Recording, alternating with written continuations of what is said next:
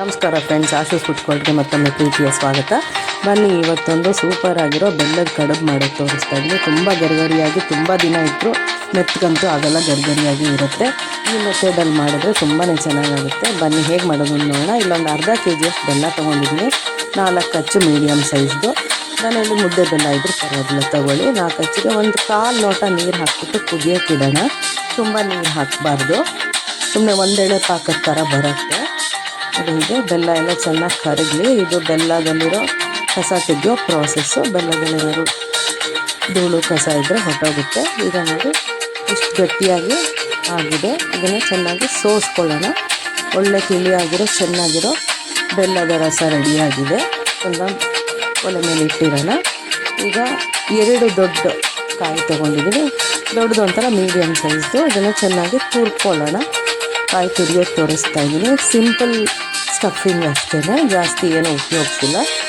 ಯಾವುದೇ dry fruits ಏನೂ ಉಪಯೋಗಿಸಿಲ್ಲ. ಬರೀ ಕಾಯಿ ಬೆಲ್ಲದ ಸ್ಟಫಿಂಗ್ ಮಾಡ್ತಾಯಿದ್ದೀನಿ. ನೋಡಿ, ಕಾಯಿ ತುರಿದಿಟ್ಕೊಂಡಿದ್ದೀನಿ. ಈಗ ಬೆಲ್ಲ ಪಾಕ ಮಾಡ್ಕೊಂಡಿದ್ವಲ್ಲ, ಅದಕ್ಕೆ ಇಷ್ಟು ಕಾಯಿ ತುರಿನ ಸೇರಿಸ್ಕೊಂಬಿಡೋಣ. ಹೆಂಗೆ ಹುರಿಬೇಕು ಅಂತಂದರೆ ಡ್ರೈ ಆಗಬೇಕು, ಒದ್ದೆ ಥರ ಇರಬಾರ್ದು. ಆವಾಗ ಎಷ್ಟು ದಿನ ಇಟ್ಟರು ಕಡುಬಂತೂ ಕೆಡಲ್ಲ. ಒಂದೊಂದು ಸಲ 6 ತಿಂಗಳವರೆಗೂ ಇರುತ್ತೆ, ಏನೂ ಆಗಲ್ಲ. ಅಷ್ಟೇ ಚೆನ್ನಾಗಿರುತ್ತೆ. ನೋಡೋಕ್ಕೂ ತುಂಬ ಚೆನ್ನಾಗಿರುತ್ತೆ, ತಿನ್ನೋಕ್ಕೂ ಅಷ್ಟೇ ರುಚಿಯಾಗಿರುತ್ತೆ. ಗರಿಗರಿಯಾಗಿ ತುಂಬ ದಿನ ಅಂತೂ ಖಂಡಿತ ಇರುತ್ತೆ. ನೋಡಿ, ಚೆನ್ನಾಗಿ ಒಂದು ಅರ್ಧ ಗಂಟೆ ಅಷ್ಟೇ ಹುರಿಬೇಕು. ಹುರಿಯುವಾಗ ನೋಡ್ಕೊಳ್ಳಿ, ಒದ್ದೆ ಇಲ್ಲದೆ ಇರೋಂಗೆ. ತೋರಿಸ್ತೀನಿ ಹೇಗೆ ನೋಡೋದು ಅಂತ. ನೋಡಿ, ಏಲಕ್ಕಿನೂ ಸೇರಿಸಿದ್ದೀನಿ. ಈಗ ಇದನ್ನು ಎಲ್ಲ ಬೆಲ್ಲ ಮಿಕ್ಸ್ಚರ್ನ ಸೈಡಿಗೆ ಮಾಡಿದ್ರೆ ಗೊತ್ತಾಗುತ್ತೆ. ನೀರಿದ್ದರೆ ಅದರಲ್ಲಿ ನೋಡಿ ಇವಾಗ ಬರುತ್ತೆ. ಹೀಗೆ ಸೈಡಿಗೆ ಮಾಡ್ಕೊಂಡು ಒಂದು 10 ನಿಮಿಷ ಚೆನ್ನಾಗಿ ಹುರಿಯೋದು, ಮತ್ತು ಸೈಡಿಗೆ ಮಾಡ್ಕೊಂಡು ನೋಡೋದು. ಈ ಥರ ಮಾಡಿದ್ರೆ ನೋಡಿ, ಈ ಥರ ಡ್ರೈ ಆಗಿರೋದು ಕಾಯಿ ತುರಿ ಮತ್ತು ಬೆಲ್ಲದ ಮಿಶ್ರಣ ರೆಡಿಯಾಗುತ್ತೆ. ಇದಂತೂ ಗಣಪತಿ ತುಂಬಾ ಪ್ರಿಯ. ಗಣೇಶ ಹಬ್ಬದಲ್ಲಂತೂ ನಾನು ಮಾಡ್ತೀನಿ ಇದನ್ನು. ಇವಾಗ ನೋಡಿ, ಕಣಕ ಕಲಿಸ್ಕೊಳ್ಳೋಣ. ಹಿಟ್ಟು 1.5 ಬಟ್ಲಷ್ಟು ಮೈದಾ ಹಿಟ್ಟು ತೊಗೊಂಡಿದ್ದೀನಿ. ಸುಮಾರು ಒಂದು 200 ಗ್ರಾಮ್ ಅಷ್ಟು ಮೈದಾ ಹಿಟ್ಟು ತೊಗೊಳ್ಳೋಣ. ಒಂದೇ ಒಂದು ಚಿಟಿಕೆ ಅರಿಶಿನ ಹಾಕೋಣ, ಒಂದೇ ಒಂದು ಚಿಟಿಕೆ ಉಪ್ಪು ಹಾಕೋಣ ಇದ್ರ ಮೇಲೆ. ಈ ಮೆಥಡಲ್ಲಿ ಮಾಡಿದ್ರೆ ತುಂಬಾ ಚೆನ್ನಾಗಿರುತ್ತೆ ಫ್ರೆಂಡ್ಸ್. ಯಾರ್ಯಾರು ನನ್ನ ಚಾನಲ್ಗೆ ಹೊಸದಾಗಿ ಬಂದಿದ್ದೀರೋ ದಯವಿಟ್ಟು ಸಬ್ಸ್ಕ್ರೈಬ್ ಮಾಡಿ ಪೂರ್ತಿ ನೋಡಿ ವಿಡಿಯೋ. ಈಗ ತುಪ್ಪನ ಕರಗಿಸಿಟ್ಕೊಂಡಿದ್ದೀನಿ. ಸ್ವಲ್ಪ ಬೆಚ್ಚಗಿರಬೇಕು ತುಪ್ಪ, ತಣ್ಣಗೆ ಹಾಕ್ಬೇಡಿ. ಕರಗಿಸಿರೋ ತುಪ್ಪ 4.5 ರಿಂದ 5 ಸ್ಪೂನ್ ಹಾಕ್ಕೊಳ್ಳೋಣ. ಮೈದಾ ಹಿಟ್ಟಿಗೆ ಫಸ್ಟು ತುಪ್ಪ ಹಾಕಿ ಚೆನ್ನಾಗಿ ಮಿಕ್ಸ್ ಮಾಡಿಬಿಡ್ಬೇಕು. ನೋಡಿ ಫ್ರೆಂಡ್ಸ್, ಹೀಗೆ 4.5 ರಿಂದ 5 ಸ್ಪೂನಷ್ಟು ತುಪ್ಪ ಹಾಕ್ಕೊಳ್ಳೋಣ. ಚೆನ್ನಾಗಿ ಕಲಸೋಣ.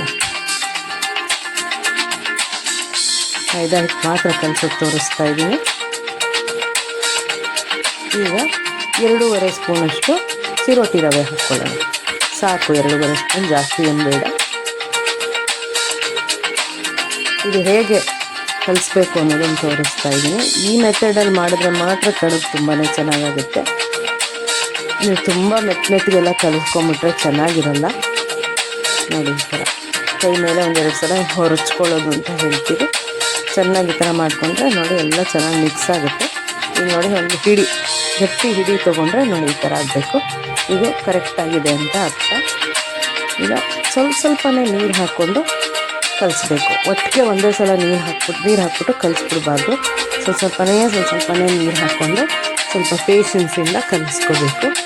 ಯಾರೆಲ್ಲ ನನ್ನ ಚಾನಲ್ ಇವಾಗ ನೋಡ್ತಾ ಇದ್ದೀರಾ ದಯವಿಟ್ಟು ಸಬ್ಸ್ಕ್ರೈಬ್ ಮಾಡಿ, ಲೈಕ್ ಮಾಡಿ, ಶೇರ್ ಮಾಡಿ ಫ್ರೆಂಡ್ಸ್.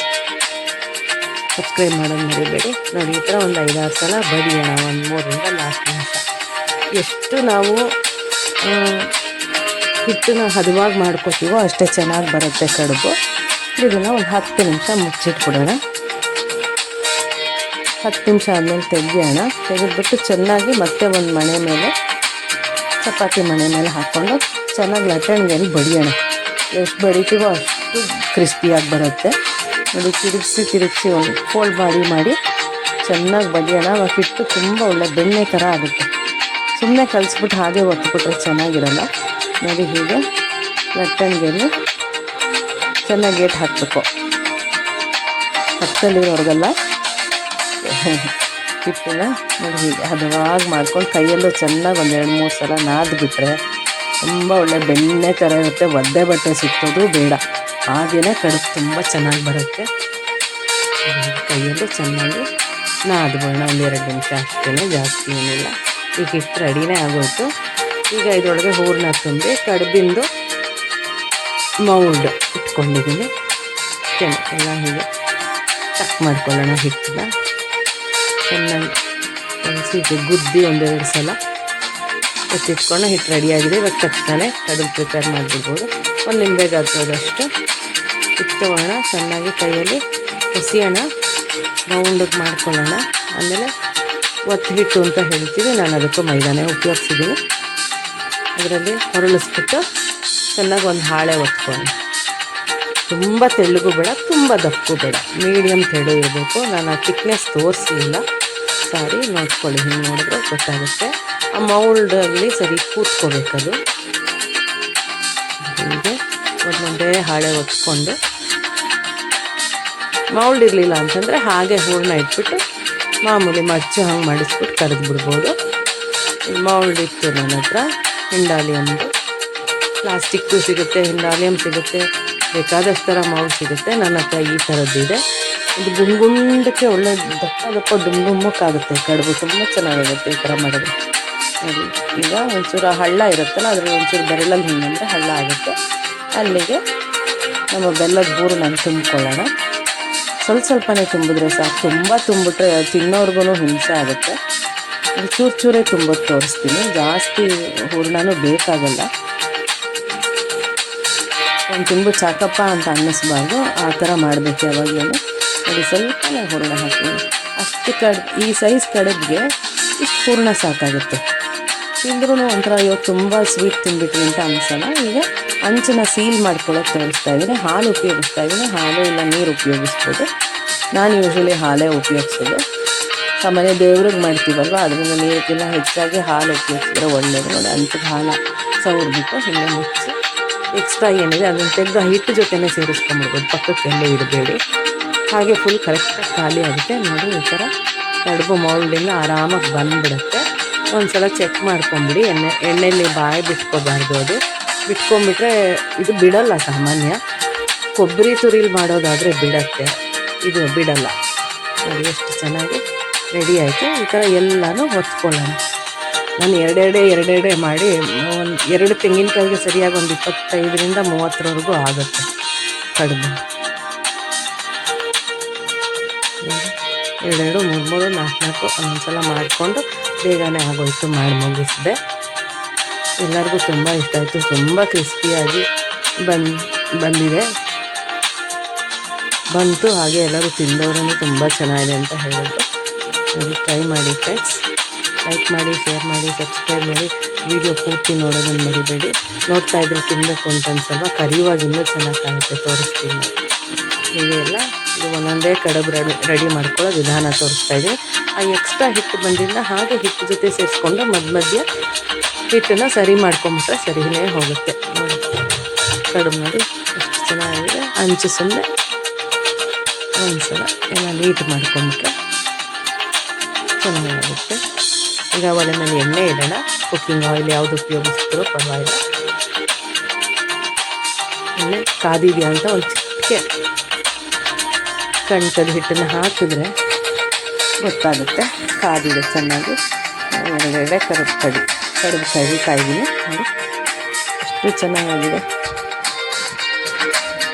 ನೀವು ನೋಡ್ತಾ ಇದ್ದರೆ ಮಾಡೋಣ ಅಂತ ಅನ್ನಿಸ್ತಿಲ್ವ? ಖಂಡಿತ ಮಾಡಿ, ಟ್ರೈ ಮಾಡಿ ಈ ರೆಸಿಪಿನ. ಇಷ್ಟ ಆದರೆ ಲೈಕ್ ಮಾಡಿ, ಶೇರ್ ಮಾಡಿ, ಸಬ್ಸ್ಕ್ರೈಬ್ ಮಾಡಿ. ಫುಲ್ ವಿಡಿಯೋ ವಾಚ್ ಮಾಡಿ ಫ್ರೆಂಡ್ಸ್. ನೋಡಿ, ಕರಿಯೋ ವಿಧಾನ ತೋರಿಸ್ತಾ ಇದ್ದೀನಿ. ಯಾವುದೇ ಕಾರಣಕ್ಕೂ ಇದೇನು ಓಪನ್ ಆಗಲ್ಲ, ಎಣ್ಣೆ ಚೆನ್ನಾಗಾಗುತ್ತೆ. ಡೀಪ್ ಫ್ರೈ ಮಾಡಬೇಕು. ಒಳ್ಳೆ ಸಿಮ್ಮಲ್ಲಿರಲಿ ಇಲ್ಲ ಮೀಡಿಯಮ್ ಫ್ಲೇಮಲ್ಲಿರಲಿ. ತುಂಬ ಹೈ ಮಾಡ್ಕೊಂಡ್ರೆ ಬೇಗ ಸೀದೋಗುತ್ತೆ.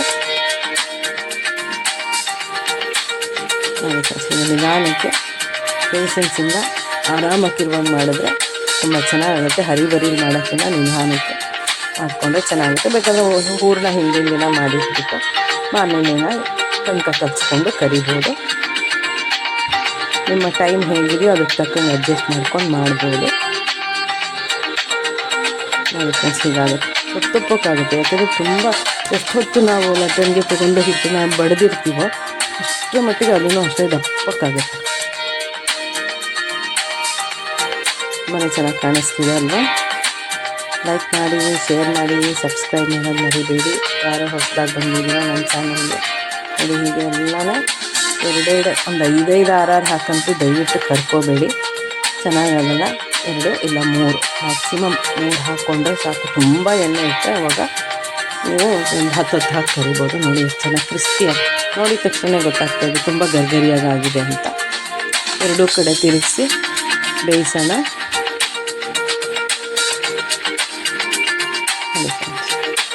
ಎರಡು ಕಡೆ ಎಷ್ಟು ಡುಮ್ಮು ಕಾಣಿಸ್ತಾ ಇದೆಯಲ್ಲ ದಪ್ಪಕ್ಕೆ.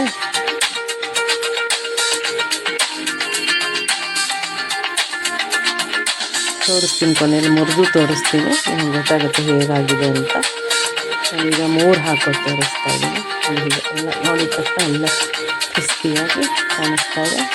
ಹಾಗೆ ತುಂಬ ದಿನ, 1 ತಿಂಗಳೇನೋ 6 ತಿಂಗಳವರೆಗೂ ಫ್ರಿಜ್ಜಲ್ಲಿ ಇಟ್ಕೊಂಡ್ರೆ ಅಂತೂ 6 ತಿಂಗಳವರೆಗೂ ಏನೂ ಆಗೋದೇ ಇಲ್ಲ. ಹೂರಣನೂ ಕೆಡೋಲ್ಲ, ಯಾಕಂದರೆ ತುಂಬ ಡ್ರೈಯಾಗಿ ಫ್ರೈ ಮಾಡಿರೋದ್ರಿಂದ ಏನು ಕೆಡೋದೇ ಇಲ್ಲ.